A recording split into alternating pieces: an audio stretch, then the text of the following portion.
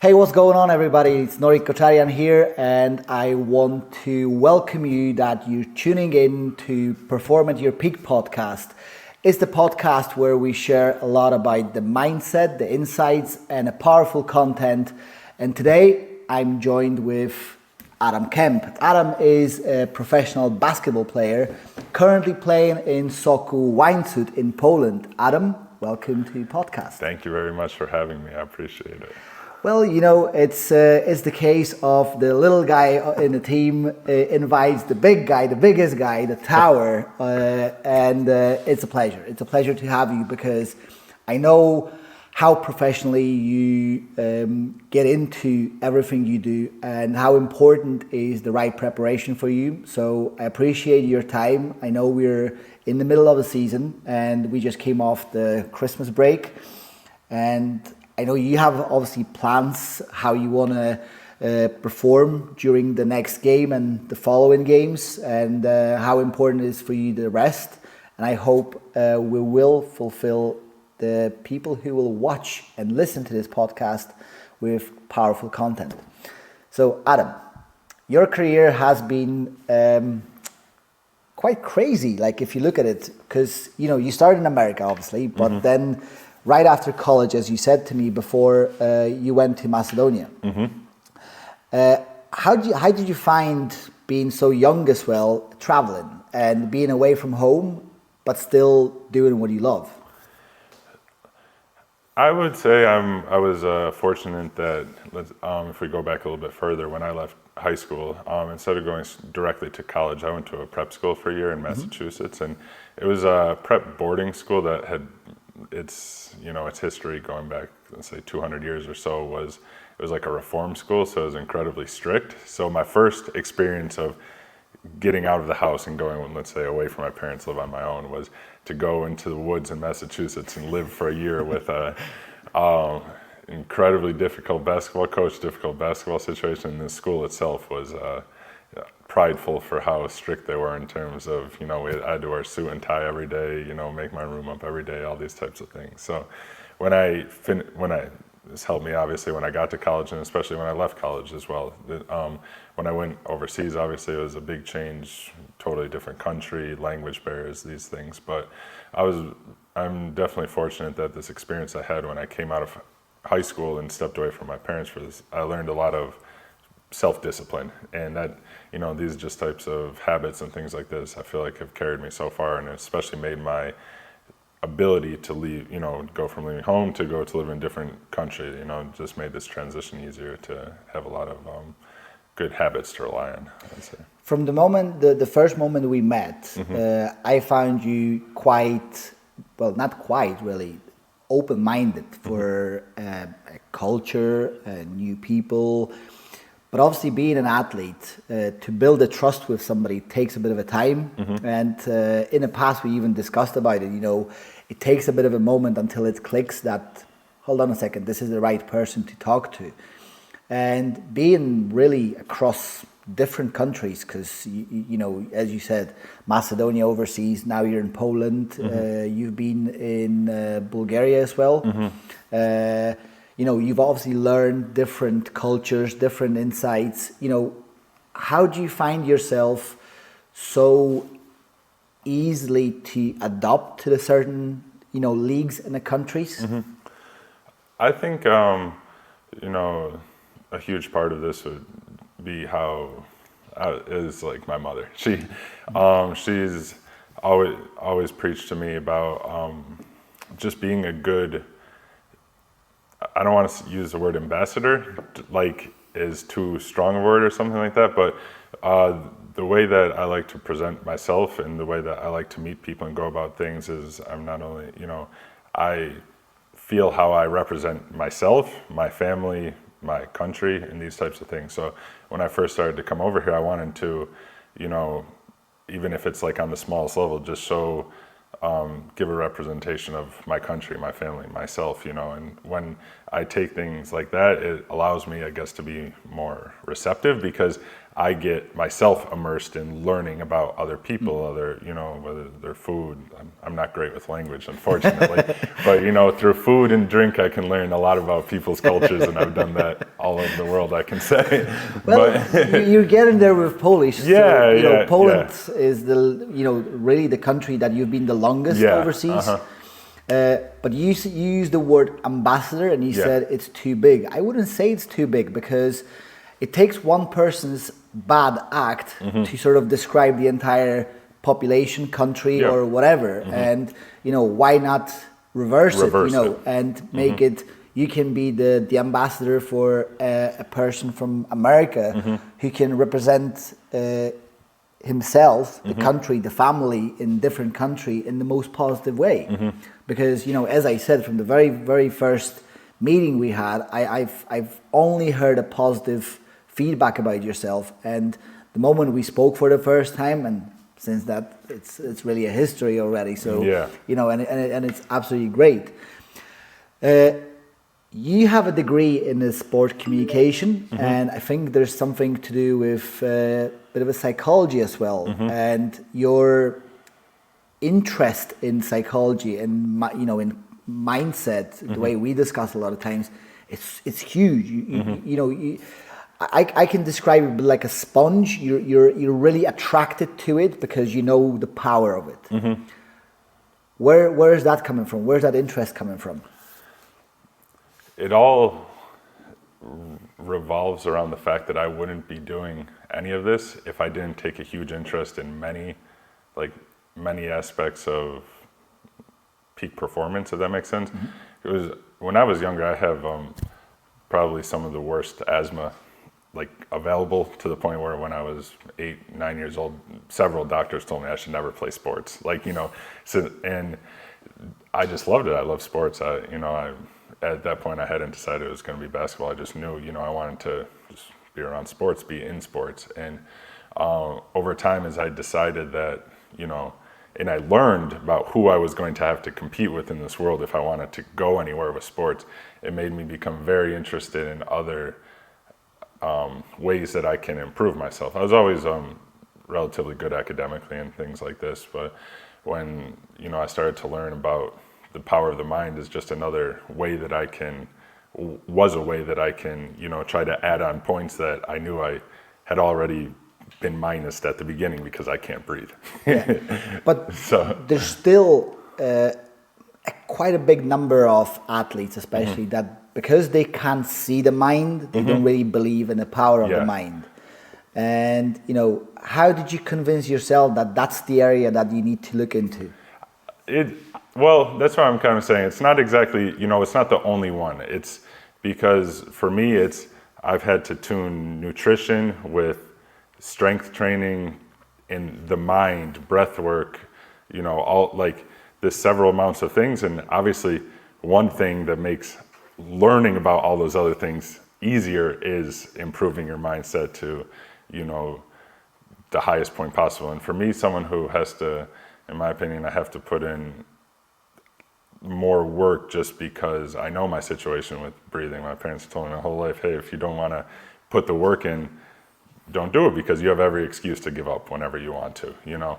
And so when I began to learn more about the power of the mind, ways that I can adapt my mind to just become better at picking your brain every chance that I get, you know, this helps me with all the other things that I do need to focus and learn and stay consistent with and, you know, build habits on and stuff. And so that's like the head of the snake, you know, that's the mind. And that allows all this other stuff that I do to be possible. And it's the actual area that fails the most. It's not even the physical side of it, isn't it? You said there about your parents' words that, you know, you have every possible reason, you know, if you don't want to do it, you don't want to do it. But then I think by being very intelligent athlete, but also a person, you know that leaving it, giving up on it, it just sort of allows you to reach another challenge and really fail if you already gave up on one aspect of it. how do you tackle challenges? So every one of us has some kind of challenge in our life and sports. During the game, there's freaking many challenges. Yeah. How do you go by to tackle that challenge, to not give up, to keep going, to keep pushing, to wake up next day and go in, you know what, here's a new day, I need to do something about it? Oh, I can tell you, well, I mean, I can show you, it starts when you wake up. Like you can see on I don't know if the camera, these are the numbers that I see every day when I wake up, because I know when I go to those numbers in a game, my team is going to win. So it starts from, and this is my in-season one, I have an out-of-season one. It starts from when I wake up. How I tackle challenges is, I game plan for them. I know in the morning, I might not want to wake up, but if I wake up and see, this note on the phone, okay, I'm up, I'm out, and then, and I have systems in place, systems that have set up habits for myself that are generally enough foolproof that have allowed me to push past hard things. It's, there's physical habits that are you do yoga before bed and some breath work. And then there's mental habits about mantras and, like we have together, So it's a combination of all these things. And really it's just a general life game plan for tackling challenges. And it's trying to set up as many positive habits as possible to make the challenges smaller, not bigger. So would you say, because the one thing I can read out from your basically current performance as well, and describing what habits you have and how you tackle the challenge, that the key role in that is the self-discipline. Absolutely. If you don't have it, what's going to happen? If you wouldn't have the self-discipline, what would you say to somebody who doesn't have that self-discipline, who doesn't want to have? What would they lose, or what they losing? I think they would have no really understanding of what they are losing or what they could have lost. And the main thing I would say is to, first of all, find at least one thing that you care enough about that you have to be disciplined to have that in your life. And then, or have somebody that's just so strong they're going to beat self-discipline to you. That's maybe not the most long-term effective, but sometimes it's just, what some people need is that, a structured figure. But, just without a level of self-discipline that, you're doing the right things when no one else is around, in the simplest way to say it. But without that, you are going to miss out. You're going to lose out on things, and this type of things that you probably don't even know exist yet for you. Yeah, the way I always describe it is, if you just focus on discipline itself, then most of the times you'll be, let's just call it, addicted from someone or something. But if you have a self-discipline, you are an authority for your own self. And you will give yourself an order and you will take it. And I think it's one of the most important key to success. Whatever level and however you want to describe the success. Now, speaking about that, I hear a lot of appreciation for what you've already built. How you perceive a lot of things in your life. And last season, I remember we were speaking about how I start my day with a type of a routine that I put the gratitude for everything I have, thank you for morning coffee and things like this. And through the years, speaking to a lot of successful athletes or successful people from different area, they said that gratitude is a key. And do you believe in that? Do you believe that being grateful for currently what you have at that right moment is important? Yeah, I think it's important, if not critical, because that's what keeps so much of this anxiety, this stress, this just things that weighs on you. You can shed them immediately when you start to become, you learn this sense of gratitude. And I have this, that you gave me so I can keep track, and I'm still doing this, maybe not every single night, but I love to come back to it. And sometimes, I will do it like this. I'm for, the everyday things. And then sometimes, it might be a specific thing from this day that like, wow, that was like awesome. Obviously, I'm going to write that down today. Or sometimes, I try to dig a little deeper, what's something that, what's maybe it was a silver lining of the day, it wasn't exactly like a great day or a great situation, but I am, today for this.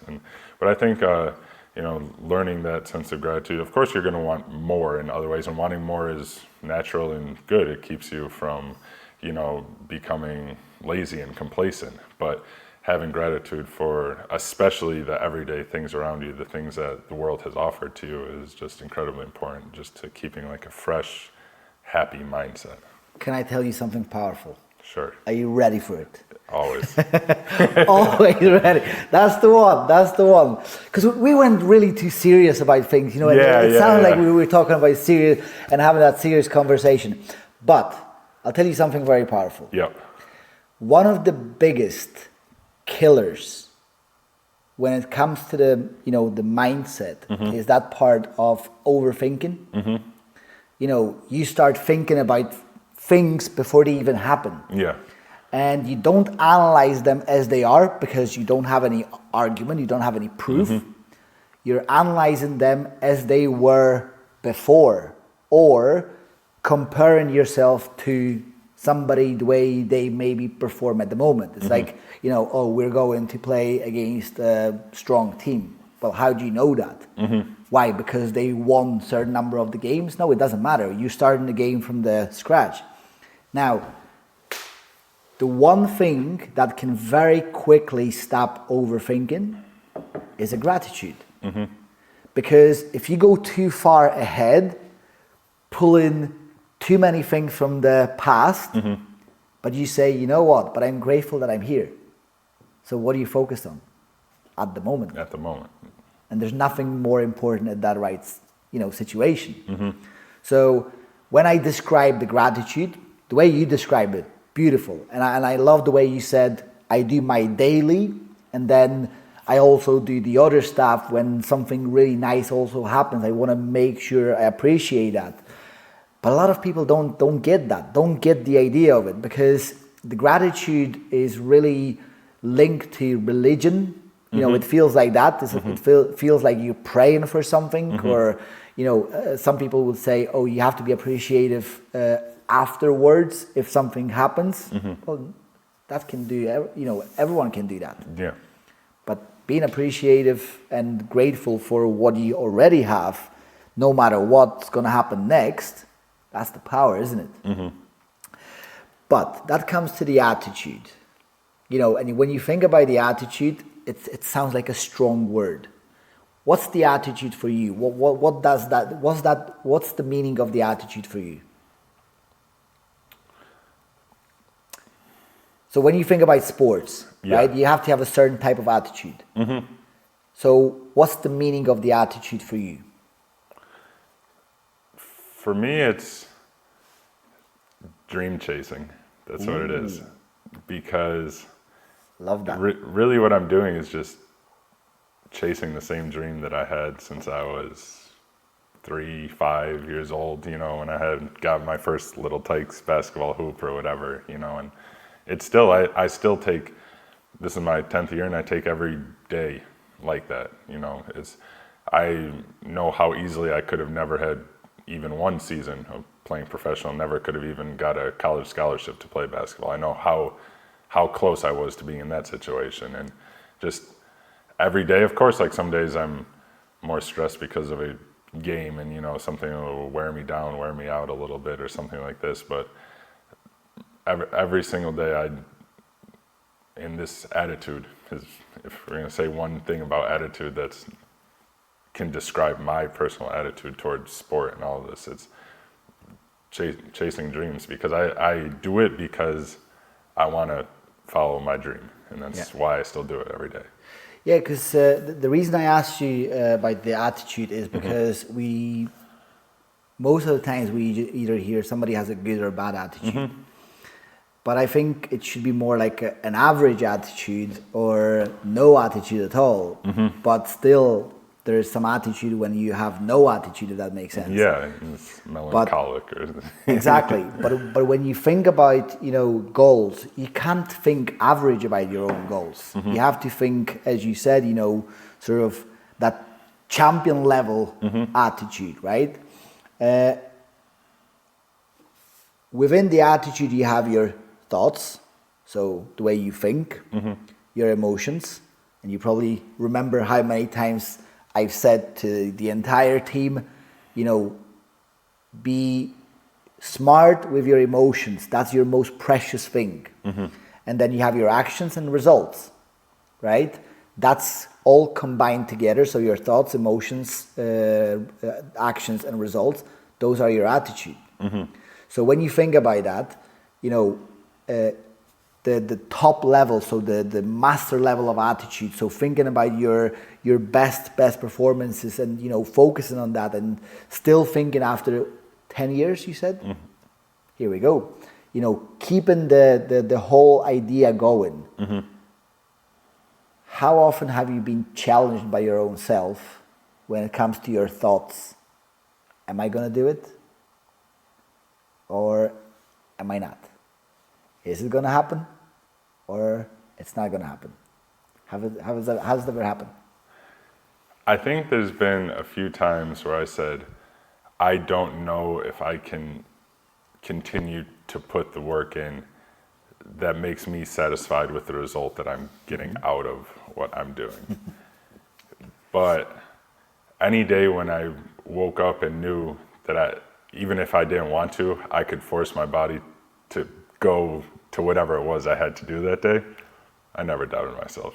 But there's been maybe 3-ish, I think, if I can remember, like just days when some things had gone bad, like maybe, with clubs or something like that, plus the body wasn't going. I just kind of remember, I don't know if I can get my body to do it.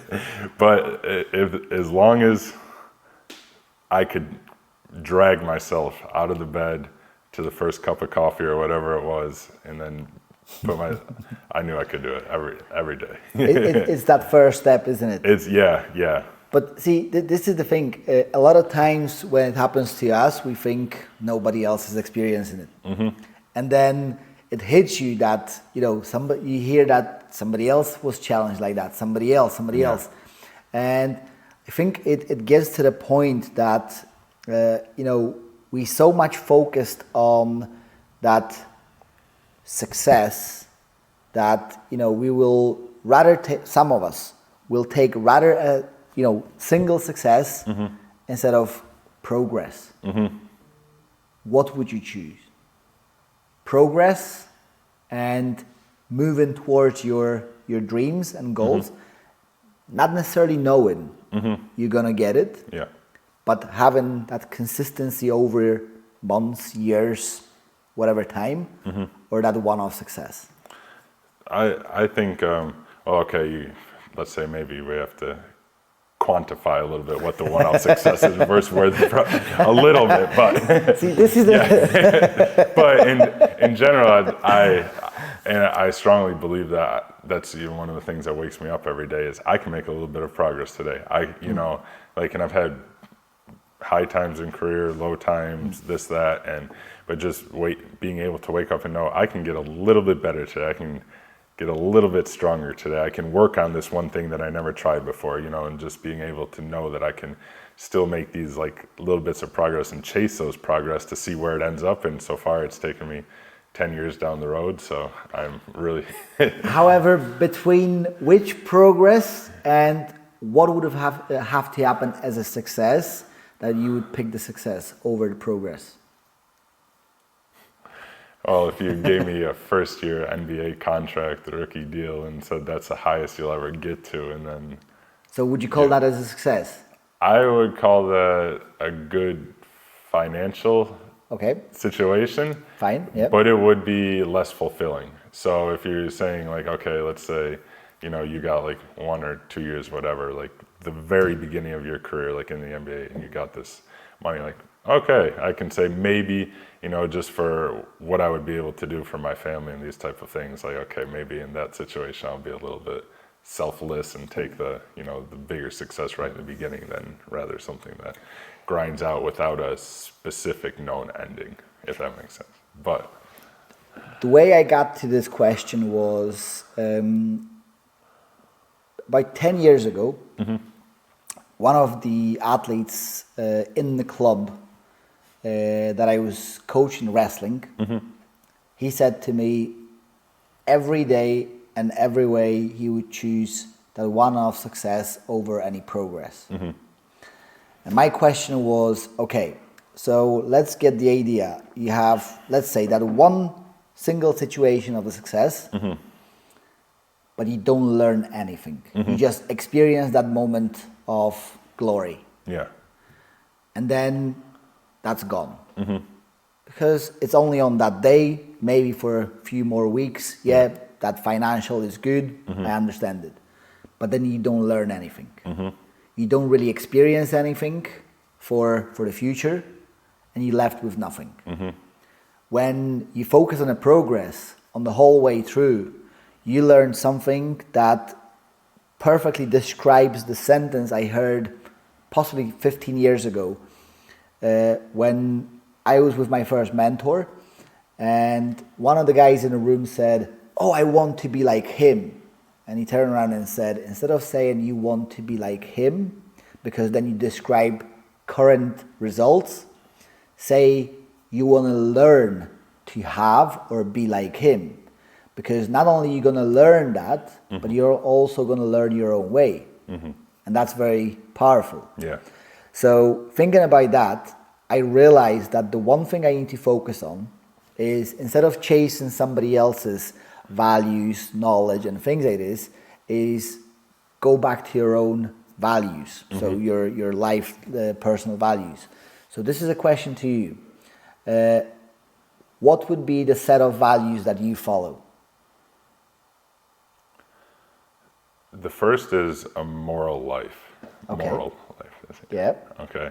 So that's, let's say, and morals, let's say, in my opinion, I take some from church, like from this set, and then other from like natural law theory, kind of. So I would say values, first would be to live a moral life. And then after that, I value self-discipline. I value courage. I value leadership. Very nice.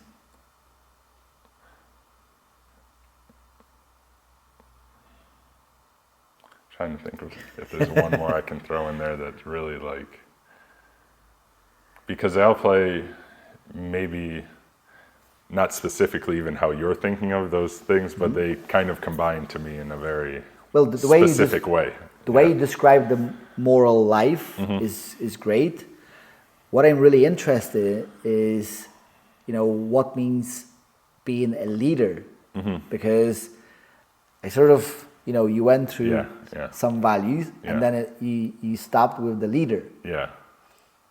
What means leader for you? It's brilliant, and I can't wait to hear we can't really say description. It's more like who's the leader for you?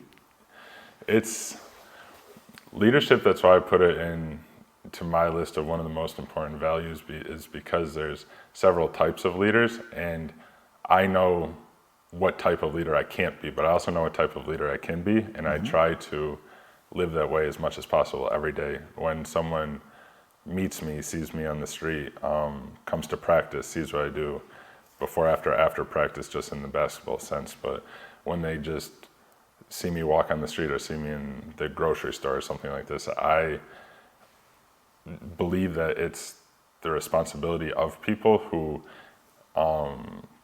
can lead to lead in the way that they can lead, if that makes sense. There's vocal leaders, there's people who are great at delegating responsibility, there's these different types of things, but I know the one thing that I can do in my life is I can lead by example, by trying to make friends with every person I see, not in some incredibly extroverted way, but just, in a general lead by, bringing people together through this type of closeness, these type of things, by just setting a good example for the world around me. So that's why I'd say that's one of the things that I most value. And the people that do lead in a good way, whether it's the way that I can do it or in another way, I respect and value these people who lead positively. I still remember the day we were in Austria last season, and I sort of, I was going through my head thinking just before the game, before we had a video before the game, what am I going to say to the guys in the room? And usually you take a spot close to me. And that day you sat at the very end of that meeting room. Yeah. And I had a feeling that you were there to just observe what is going to happen. And I remember I came up with, well, this is what I wanted to say, and this is what I wanted to say, and this is what I wanted to say. And I said, none of those things will make any sense. And I said, obviously a few things about the importance of the trust and the team, and why I'm in the team and what I can do, and how I can support.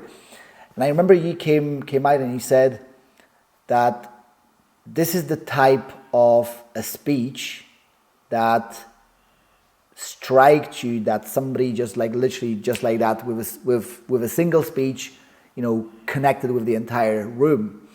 And I think when you're in a team, I see a person who could do that. And the way you describe the leadership, I think there's more into it from you to be still presented, if that makes sense. And outside. Yeah. Not only just thinking about it. But the reason I'm saying this, it's because I just want to reach to the point where, you have a really good education. You've played in multiple leagues, and you've been one of the most important players within your teams. A lot of times we see players that either cut the come off the college and that's it. They just follow the sport. There's no time for education, but you still have a time for your family, for your self growth and things like this. How do you put that all together with your busy schedule? Self-discipline. Yes. Schedules and self-discipline. I can even just I went back to school when the COVID began. I always wanted to further my education even more, and I had got into different aspects of like health and fitness. So I found a master's degree program in nutrition. So I did that while playing in when I was in Legia in Warsaw. So it was like 18 months that it took me to complete that. So like 11 of those months or something. So I was in season, like in one season. And we were traveling, playing 2 games a week. So it was definitely a lot. Lost some sleep, but yeah, just time management, self-discipline. I have a relatively organized mother who taught me good skills, and I'm happy for that in situations like that. But it's like prioritizing also, Yes. I mean, to a fault, I spend very little time on my phone. I have like average of like 2 hours per day, and that includes my YouTube yoga videos and stuff like that. I'm not even gonna share like every Monday I get the little reminder. It just sends you the notification of the screen time, and I'm going delete. Don't even look at it. Like in the summer, I'll challenge myself. Can I get under 2 minutes a day this week or something? Really? And I had to learn, I definitely wasn't always like this, absolutely not. But then since, my son was born, and I have this, stuff that I do online in terms of writing. Because you have your own website as well. Yeah. And I found partnerships with other journalists that have allowed me to, put some things into like bigger journals and things like that as well. So I So tried to. it is about nutrition, health, and Yeah, it started just like a blog when I was injured one year, and Yeah. it, like just step by step I grew it, and that's where the nutrition degree really kind of formed in my mind of something I wanted. I always had wanted to go back to school. I had a little bit of extra time because of COVID, and I was like, let's pick kind of like a specific something that I'm really interested in, but also will help me currently, because nutrition, I'm healthier, play better, play longer. Absolutely. Fits with the things that I like in my website, and also in, let's say, a post-basketball career, whenever that comes. It's just the field itself, I think, is important for the world. So if I'm going to learn something, I'm going to do something that maybe I can make a positive impact in the world at a certain point in time. So you sort of, read in my mind, or unless you read my questions, because you sort of reached to the next one that I actually wanted to ask you. Okay. Every day you have to face some kind of situation where you have to make or commit to certain decisions, right? And one of those decisions will be in, I hope, far future, but you never know, to commit to something post-basketball. Do you have any idea what you're going to commit to, or have you already said something? Well, obviously the website and the contrast of going into the healthy and sport nutrition and things like this. But do you have already said anything specifically what you're going to do post-basketball? I have several ideas, and that's the way that I, let's say, started this website is like almost 8 years ago now. Okay. The way that I started it was that when I retire, it will be ready to bring me my next step. And so what I did with it is I developed some like small like passive income streams, just some marketing, digital marketing, affiliate marketing, fun things like that. But also I wanted it to be somewhat of like a portfolio for myself in terms of my knowledge and what I can bring to, if I want to work in something like health journalism, health, reporting, these types of things, because I have a communications undergraduate degree. And the other step of this would be in which I'm like year by year a little bit more interested in, is to take myself and bring myself to like a public policy role in something in the government, just for see what I can do to improve our outrageous spending on our healthcare system, our poorly functioning healthcare system. And that's where I see like so much of the knowledge that I've learned throughout my career I've traveled to 30, 40 countries around the world. I've seen, met people, seen people, learn how people live, how people eat, why people are healthier, aren't healthier. And that type of just knowledge and experience combined with education. So that's where, at the beginning, the word ambassador came from. It all comes together, and that's what it is. That's me. Like, things bridge together, and I do them strategically. So I try to do things that have overlap with other things of my life, and to be a well-rounded person. I always tried. I learned I can play 3-4 instruments. I can't do languages. I don't know. Someone's got to help. My wife speaks 3 languages. My son speaks 3. I speak 1. You get in there with Polish. It's because I always ended up in Slavic countries. I could learn Spanish probably in 6 months. Adam, everything we discussed so far brings me to the last question. Okay. When my journey with coaching started back in 2009, I've done like a self-analysis to see what is my weakest skill, let's just say. And it came to the point that after many sort of movements of pages, writings and things like this, was that I qualified that my lack of persistence was the killer of everything I was doing in my life. Even though I was really committed with my sports. You know, I was doing whatever was required. And again, coming to the point, as I said, I was disciplined more than self-disciplined, but I had lack of persistence.